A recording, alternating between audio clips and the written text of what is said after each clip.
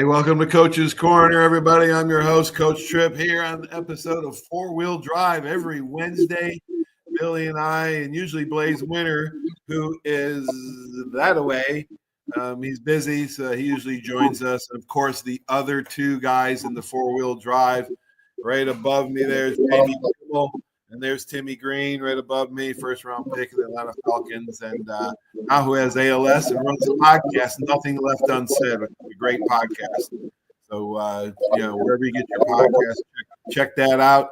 This episode is brought to you by Hill Kelly Dodge. Go by and see Miles Bentley and get you Dodge, Jeep, Ram, Chrysler. I got a Jeep from them. Siler Agency, Ronnie's Car Wash, and Pensacola Glass. All right, Billy. Thanks for joining the show, brother. It's good to see you. Nice seeing you, man. Anytime, you know that. All right, we're gonna tackle a couple subjects today, man. What to make of arguments on the sidelines? I wrote this a few years ago, I think 2021, when Tom Brady was with the Bucs. People make too big of a deal when they see arguments on the sidelines. Sometimes those in authority are wrong. Just because they are your coworker, subordinate, or boss doesn't mean you shouldn't stand up for what you believe in. That's what Tom Brady was doing as a Buck in 2021 on the sidelines that game. The passion is a big part of his success. I think Tony Gonzalez mentioned it on the air, and it was a non-issue. He's an emotional player. Forget it. That is exactly how I view it, Gonzalez says. It wasn't disrespectful, and I have to concur with him. Now, you guys got to remember, quote, don't ever do or coach something that you don't know, and never ignore the things that you do know. You know, I don't know who's first come up with this phrase, but it is simple, but yet complex. Think about this for a minute. Don't ever, and you can interject any adjective here, i.e. coach, teacher, criticize, litigate, something you don't know. Don't ever teach or coach something you don't know. And some are obvious. For example, most people aren't going to go try to fly an airplane. But some aren't so obvious. For instance, a fan criticizing Saban on his coaching decision, or going against the doctor's orders, or those of you with children, have you ever heard this from a friend or a relative that does not have the blessing of children? Well, I think you should do this, Johnny or Jane, blah, blah, blah, blah. Well, we've all been guilty of doing something we know very little or nothing about. Or as a DB coach saying, let's run the ball on offense. I have no business putting my 2 cents in on offense. Sometimes we're all guilty of not knowing what we're talking about. But let's look at the second phrase. Never ignore the things you do know. Some people call this stubborn. Stubborn's really not the word. Maybe only because it seems to have a negative connotation. I would use the word uncompromising. In high school, I played for uncompromising coach George O'Leary. In college, I played for uncompromising coach in Paul Bear. Uncompromising. We won big, and I learned big. I asked Mel Moore, God rest his soul, who had 11 national championship rings, more than any other human on the earth. I asked him one time, what was the most common characteristic between Coach Brian and Coach Saban? And he told me neither one compromised. So listen to that again. More the things you do know. Let's think about it. This seems simple, but not so fast. Sometimes if you have a conviction backed up by experience, knowledge, and fact, you should never back down. Okay? Conviction backed by experience, knowledge, and fact, you should never back down. You should never be a yes man. As a matter of fact, all the great leaders, military leaders, presidents, great coaches, they did not want yes man as their subordinates. Coach Bryant didn't want them as assistant coaches. And in 22 years of playing football, I've seen probably, I guess they made it around 8 head coaches. I've seen dozens, if not hundreds, of assistant coaches. Some compromised, some didn't. And it's funny how the uncompromising coaches won, the compromising coaches did not. Okay? So let's look, let's dissect that a little, Billy. I got, 90% of the coaches, assistant coaches, are the one working with the kids. Okay, and I've gotten in arguments with assistants and head coaches on the sideline, but only after they challenged something that I knew and I refused to compromise. It's not popular, it's not pretty, and it's never personal. It's principle. We can agree to disagree on the decision, the issues usually made by the authoritative figure. If it means enough to both, parting of ways is the best solution. This is why assistant coaches in high school and college and coaches have coached at 3 to 15 different places. Billy, Yeah.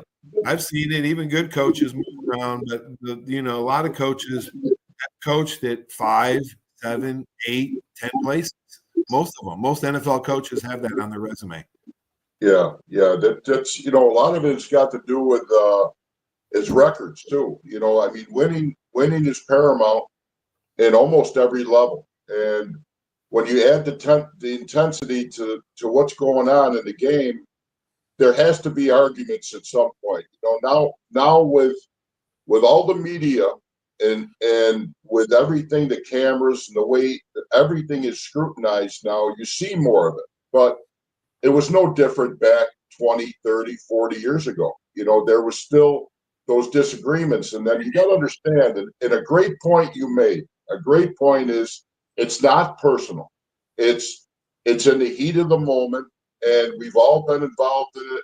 And I've had, and I was under, Coach O'Leary for 7 years, and it was a long time, and it was not a give and take. As you remember in high school, it continued through college.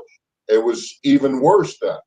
There was one way, and it was his way, and our outlet on the field was the arguments between ourselves as the four of us and the linebackers and the defensive backs. Because back when we played, our front was exceptional. All four of us went in the draft. All four of us played at the next level. And as you trickled back to the linebackers and defensive backs, the level dropped a little bit. So we did our job up front, and maybe somebody missed an assignment behind us, which cost us either a first down or a touchdown, which led to an argument on the sideline. And again, and we go back to a short memory, and I can't tell you how many times the four of us, those guys behind you, had arguments between us on the sideline, which didn't last more than 15, 20 seconds, and it was over. And, you went on to do your job. But Right. Yeah, there's uncompromising coaches. And you played for George O'Leary longer than any human on earth. 7 years. Nobody played longer for him than you did. So you knew better than anybody how uncompromising that he was. And Paulie, the thing is, playing under him, it taught us excellence. It taught us to do everything perfectly. I mean, and we expected that from the other 7 guys. And a lot of times, and again, you talked about assistant coaches. They were getting coached by different coaches. They weren't coached by our defensive line coach. So maybe they let a few things go.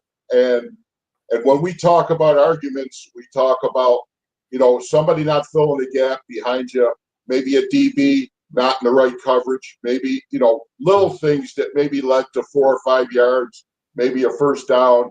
I'm not talking about touchdowns every time.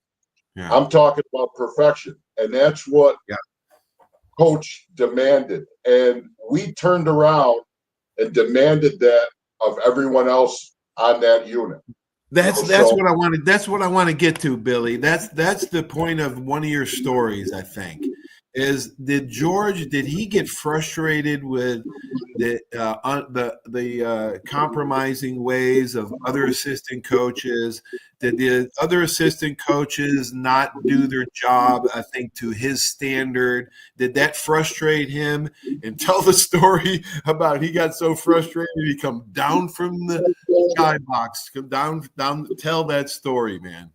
And again, I will never speak for Coach O'Leary. and I only can talk about what I see. And, there was definitely some friction between some of the coaches, the head coach, and some of the other coaches between Coach O. And Coach O, as you well know, is a perfectionist.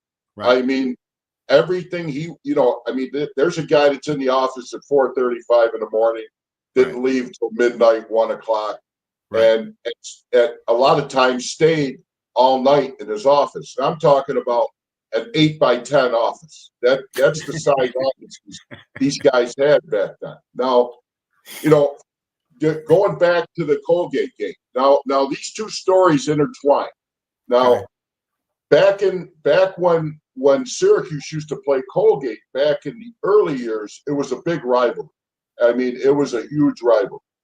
Mm-hmm. As the two teams started to progress, Colgate dropped off a little bit. They lost the rivalry, so it went away for I don't know the exact amount of years, but when Coach McPherson came into Syracuse, and the year after, the four of us were in our junior year, maybe our senior year, I forget which, but he wanted to bring the rivalry back. Now, I believe it was for two reasons. I mean, he wanted to show something to the community, and also pitch Colgate, well, we're going to pay you a certain amount of money to come to the Dome, even though the two teams were in different levels, Paulie. You got to remember, Colgate was playing at a different level. Now, Mac, and I don't know if you knew Coach McPherson as well, but Coach Mac was almost could talk you out of your socks and shoes and everything. He was a great communicator and could convince you that the water would hold you up if you walked across the lake. He was that good, and he convinced the Colgate coach to play us in the Dome back in it was the mid '80s, and I mean, they obviously both teams were so far apart. I think, and I don't know for sure, but I think he instructed the coaches, the assistant coaches, hey, let's lay down a little bit and let these guys have a game here. Now, when you talk to a guy like Coach O'Leary about that subject, obviously he's going to do the opposite.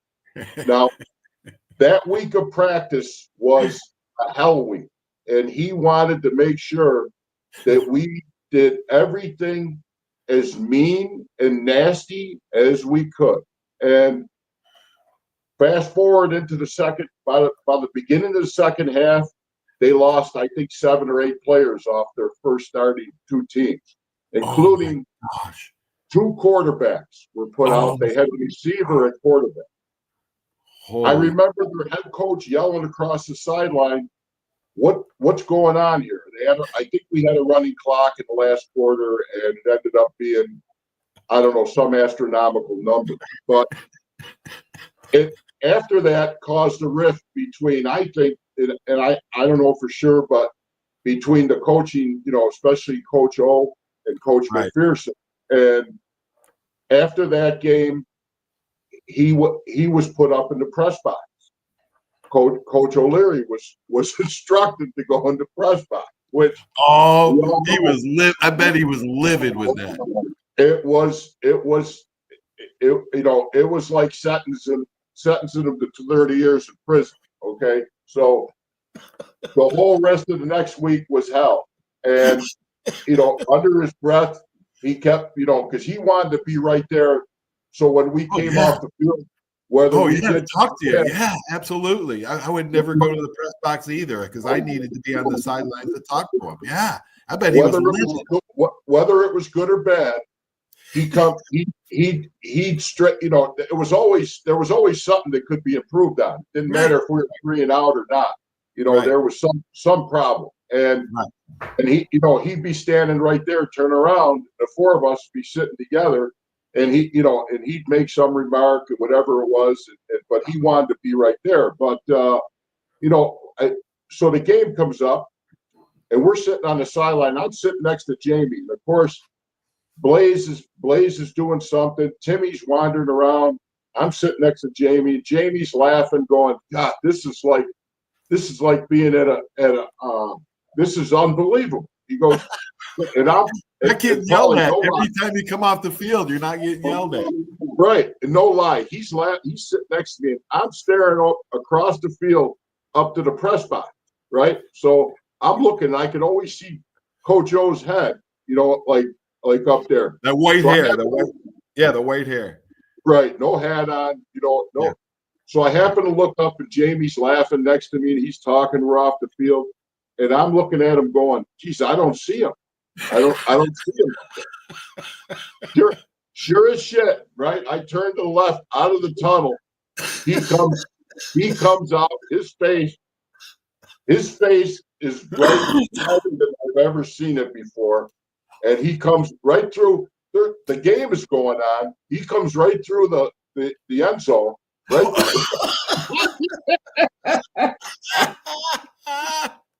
Oh my God. Comes to the sideline right to us. And of course, I don't want to go through exactly what's said, because there was a lot of 4-letter words. I think he walked up to Coach Mack and made his point clear. He was never up in the press box again. Oh, that story is outstanding, man. Oh, holy cow. You guys had like one half. You probably didn't even get through half a game. And you guys, him up in the press box, and he comes down. The best part, we talked about this before. The four of us, and I mean, this is shocking to you, especially we've known each other since middle school, high school, is I was the glue between the other three. Now, how is that even possible? I mean, I don't know. But people that don't know, Timmy was just a brilliant bookworm, studious, 5A, just a Rhodes Scholar. Okay, could have gone over, and he was brilliant. So he was a thinker, a hardworking thinker. Jamie was just off the chains wild. Blaze was an emotional, roller coaster, and you had to keep him. You had to keep him on, and you were the glue. You had to keep everybody together, and that's how it. Sometimes that's how it is, Billy. I remember some of the secondaries. There's 4 guys on the D line. There's 4 guys in the secondary. Usually there was one guy that was holding all the other clowns together in this circus and keeping everybody on the same page. And you probably had to use different techniques for Jamie as opposed to Blaze, and then talking to Timmy. Right. But you get back to the arguments. We talk about we talk about the subject of today's show. As Coach O'Leary's coming out of the tunnel, I'm hustling to try to get Jamie, Blaze, and Timmy back to the bench together before he gets to the bench. And of course, I didn't make it. And of course, the argument started on the sideline between him and Matt, and then of course he laid into us for like unmercilessly. And he started out with make sure you clear your schedule on Sunday, because you will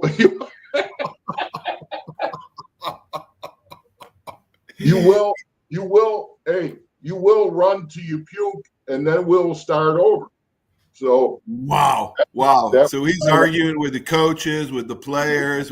How about any assistant coaches? I bet he didn't get along with like if a DB blew a coverage, and you guys were like pressuring the quarterback doing your job, and like I bet he got frustrated with some of the linebacker coaches or DB coaches he had to deal with. Paulie, the funny thing was when you fast forward a few years later, you fast forward 8 or 10 years after his term at Syracuse, he took 2 or 3 guys off of the Syracuse staff and had them at UCF. And I think those guys understood after 2 or 3 years when he was at Syracuse, he was more or less a defensive coordinator, even though he didn't have that title. And he didn't need to really say much to get results from everybody. And in the the breakdowns we had in our secondary were mostly because of talent. It wasn't because of effort, effort or smarts. Yeah. Well, hey, I know he was uncompromising as assistant coach, uncompromising as a head coach. And, that's I just saw the movie or the documentary, Nothing But a Winner, about Coach Brian and Saban. It is outstanding. For those of y'all that didn't get to see it, it's going to be streaming, I think, pretty soon. It was on theaters shortly, but man, they captured Coach Brian better than any other movie that's ever tried. Junction Boys didn't capture him. That movie, The Bear, never captured him. But this is a great documentary that Bobby Humphrey's kids helped produce. And when it comes out, you got to watch it. All right, let's touch on real quick. We talk about arguments on the sidelines. You got to have a quick memory. Nothing's personal. Just forget about it. That's why passion is involved, because they care enough to actually stand up for what they believe in. All right, so we got all that. Let's talk real for 5 minutes, Billy, on the subject of there's three levels of professional sports.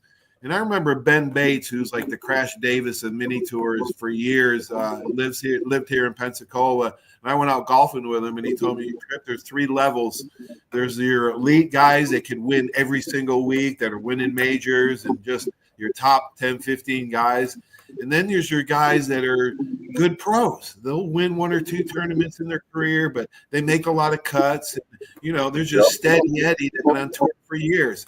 And then here's your third group that are playing the mini tours and trying to hang on to their tour card every single year. And so there's definitely three levels in golf. I think football is the same way, Billy. You got your Hall of Famers, your guys that have played 10, 15, 20 years that were just leaders of the team. And then you got your guys that played, 4, 5, 6 years, pretty good players that started for a couple of years or so. And then you had your players like us that struggled to make rosters, got cut a few times. We're just, borderline pros. And I think those are the three levels. You can find it in baseball, basketball with the G League. And I just think it's interesting how that dynamic is. As good as the pros are, there's three different levels all in the pros too.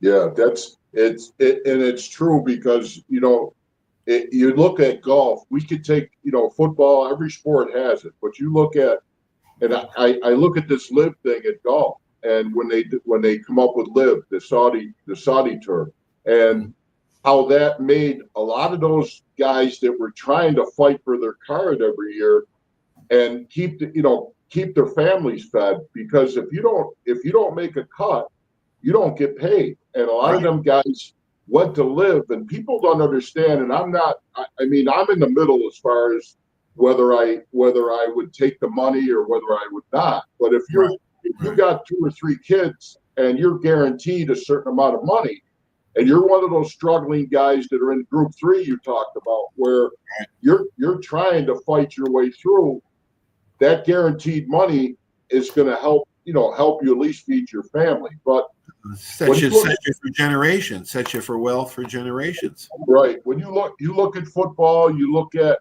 especially we're talking football today, but those Hall of Famers, those all pro guys, that's a very, very small percentage. I mean, a very small percentage. Really small, 0.0001.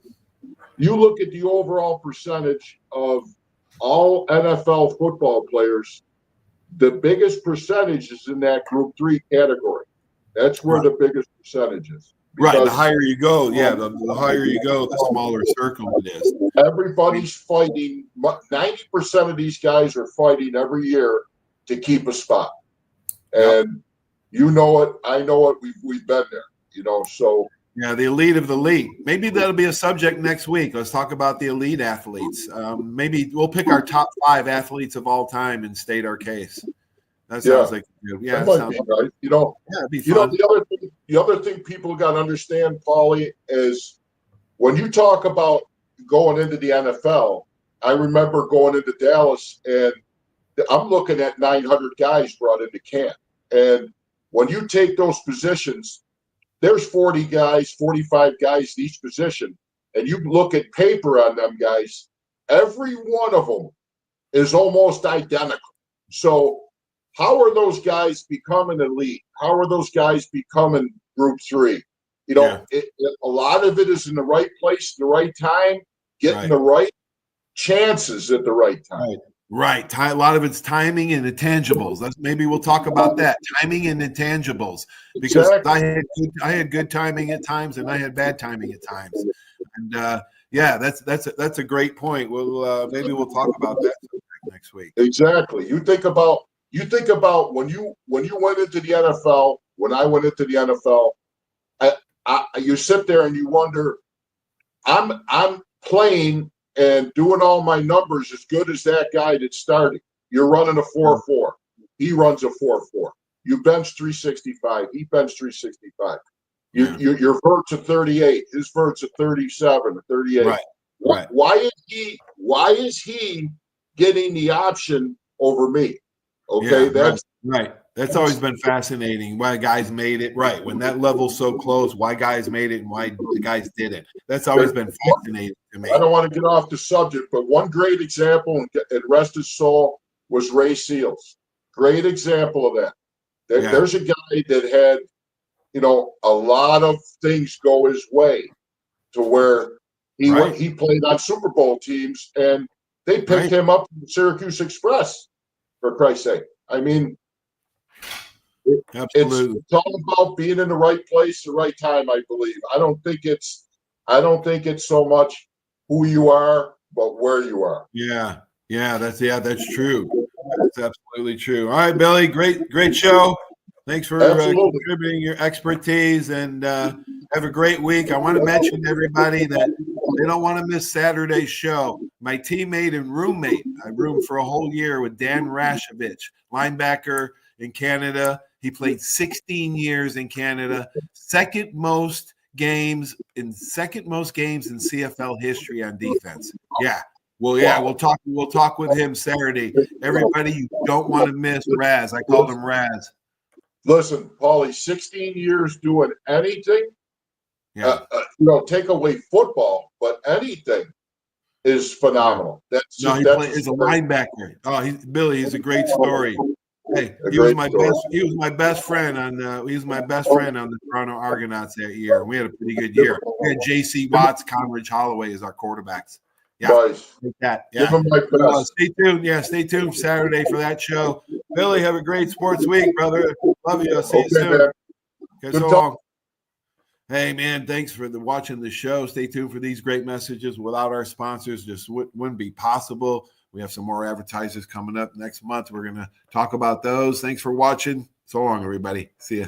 There's a reason why Hill Kelly in Pensacola is the #1 selling Chrysler Dodge Jeep Ram dealer between Jacksonville and New Orleans. While other dealers have taken advantage of a competitive market with higher prices, Hill Kelly has discounted prices to the lowest of the year. And Hill Kelly in Pensacola won't surprise you with excessive charges beyond the selling price. Come see why people from Milton, Pace, Foley, Bay Minette, Daphne, Gulf Shores, Mobile, and beyond are driving to Hill Kelly in Pensacola to buy their next new Chrysler, Dodge, Jeep, or Ram. At Hill Kelly, the bottom line price and your satisfaction are what really matter. So before you sign, check the bottom line and make the trip to Hill Kelly in Pensacola to see what true local ownership can do for you. At Hill Kelly Chrysler, Dodge, Jeep, Ram, Highway 29 in Car City, Pensacola. Or shop online 24/7 at hillkellydodge.com. When it comes to bottom line pricing, nobody beats a Hill Kelly deal. Nobody.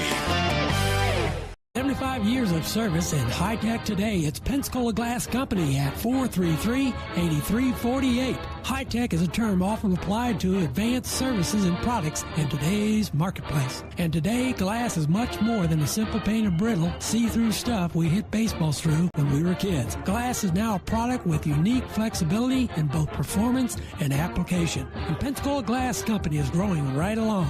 That's Pensacola Glass Company at 433-8348. That's you trying to fix the plumbing yourself to save a few bucks. Doing things yourself doesn't always end well. The same goes for insurance. That's why Auto Owners works with local independent agents who tailor coverage to meet your needs and offer discounts for life, home, car, and business insurance. Because sometimes you need a professional to get the job done right. That's simple human sense. Are you riding around in a filthy vehicle? Dirty car no more. Visit Ronnie's Car Wash today to get it shining in no time. They have 3 convenient locations with another coming soon. The unlimited monthly wash packages start as low as $14.95 per month with free vacuums, multi-purpose spray and towels. Visit them in Gulf Breeze, Navarre, Fort Walton, and soon Crestview. Don't wait, wash today. Be sure to see Ronnie's Car Wash on Facebook to see the latest specials and discounts. You'll be riding and shining in no time. My name is Steve Reynolds. I'm the manager and owner of Cordova Lanes, and we help keep your mind out of the gutter. Cordova Lanes is part of the community of Pensacola. Being here for 43 years, we've entertained more people than any other bowling center in the city. We self-fund for a living. Cordova Lanes is located at 2111 Airport Boulevard in Pensacola, behind Cordova Mall. Come on out and see us at Cordova Lanes Bowling Center. Thank you.